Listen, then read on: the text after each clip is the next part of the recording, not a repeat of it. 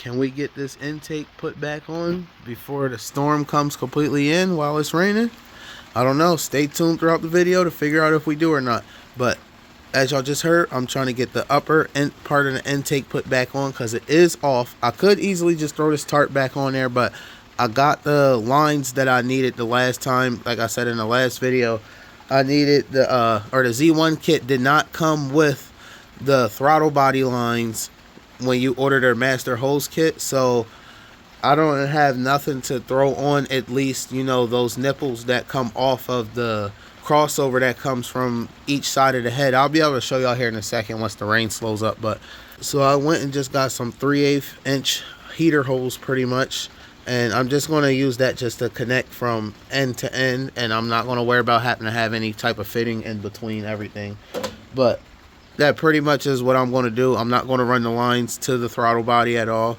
The throttle body, the Z1 throttle body, as y'all seen, did not even have the coolant lines on it, so I just have to connect them together. They'll just be a loop right back into the system, so I won't have to worry about nothing. But the only thing I do have to worry about is I pretty much added an extra hose on there, so you know, it is an extra part to replace over time or have to maintain, but either way it's gonna work.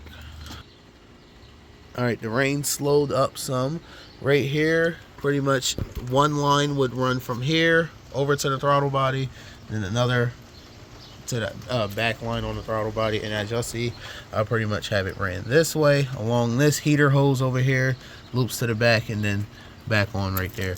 But right now what I'm about to do, like I said, is see if I can do everything that I can to get this intake put back on, so that way it's not open while it's raining. I've been good with keeping anything from getting in the engine, but I think it's time just to throw the intake back on here. So unfortunately I won't be setting up the tripod or anything because of the rain, but trust me, we're gonna get this done real quick. All right, little update, y'all. The rain did actually stop, but it is supposed to be coming back in about maybe 30 minutes or so.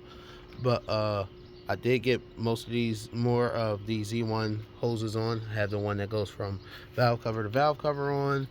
This one on back here, ready for the intake pretty much.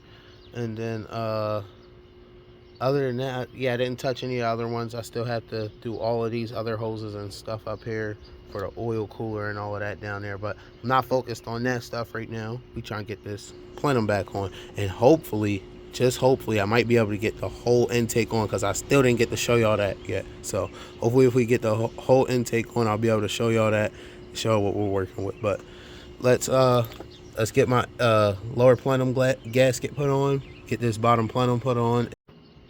All right, guys, it's time for the spacer to go on. Lower plenum's on. Tightened up those bolts with the gasket, and I'm about to throw the spacer on here. Now these can be a little tricky putting on sometimes, but taking it on and off so many times that, you know, I could do it in my sleep almost. But spacer's on. All right, have my other gasket. Yes, that's right. If you have a plenum spacer, you should have two gaskets on here. One on the bottom of the spacer and one on the top. But I'm about to grab the upper part of the plenum, put that on, tighten it up, and hopefully, crossing my fingers, we could throw this intake on so I can show y'all. Got the upper part of the plenum on along with the oversized throttle body, and that thing is looking nice in the engine bay, I cannot lie. So right now, let me go grab the 5mm to tighten these down, because these are not the 10mm. I switched these out with some Z-Speed hardware that had orange caps. They kind of matched the wheels a little bit. But anyways, let me grab a 5mm Allen head to tighten all these down, and hopefully we get to throw the intake on after that.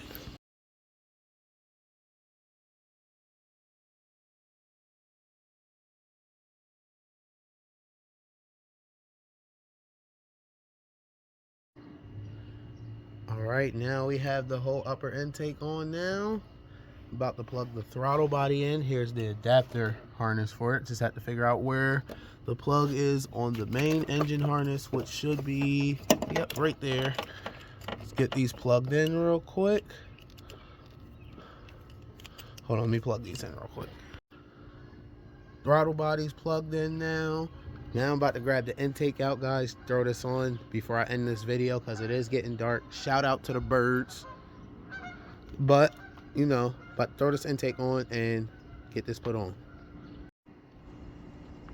All right, guys, this is the final product right here. This is the intake I never got to show y'all right here.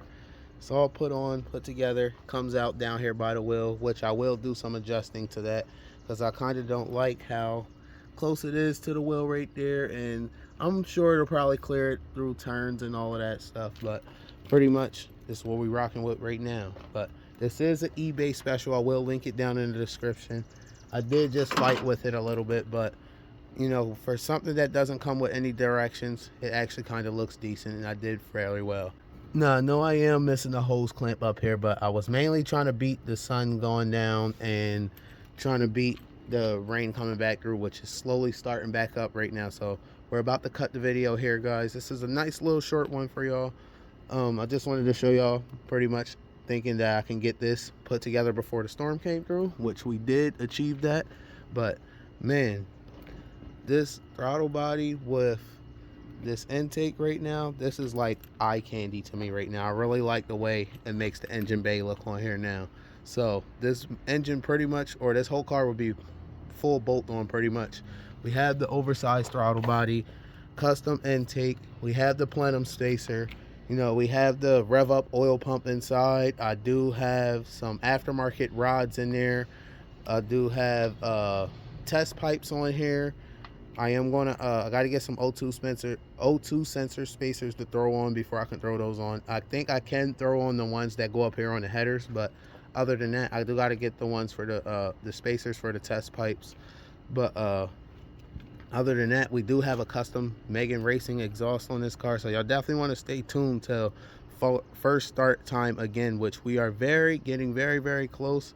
I do have some wire in here. I ordered some wire, and it was another one of those attention to detail things with you guys. And I have some grounding wire pretty much right there. That's 4 gauge, and I have some orange 4 gauge that I'm going to use for the starter and the alternator. So stay tuned for the future videos of this G35. It's slowly but surely getting back on the road. It's definitely going to be driving by the summertime. So other than that, guys, leave a like, share, comment down below, and let me know what y'all think about this whole setup. Tell me what y'all think the car, how y'all think it's going to perform once it's done. And other than that, I'll see y'all in the next one.